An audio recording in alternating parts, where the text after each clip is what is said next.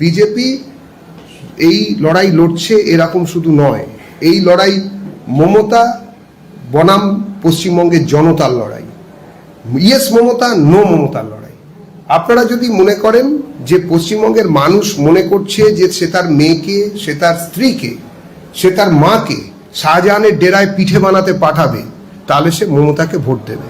যদি মনে করেন যে এটা যাবে না, এটা অন্যায়, এটা করা যায় না, কোনো ভদ্র সভ্য সমাজে এটা হতে পারে না, তাহলে তারা বিজেপিকে ভোট দেবে। একমাত্র বিশ্বাসযোগ্য বিকল্প, যারা কিনা ফিশ ফ্রাই আর কফি খেয়ে নিজেদের হাত ধুয়ে ফেলেনি, যারা কিনা তাদের যারা সদস্য সমর্থক হরগোবিন্দ দাস, চন্দন দাসের মতন, তারা খুন হয়ে যাবার পরে তাদের সঙ্গে হাত মিলিয়ে নেননি, তারা এইটাই ভারতীয় জনতা পার্টি, এটাই বিজেপি। মানুষ জানে কাকে ভোট দিতে হবে।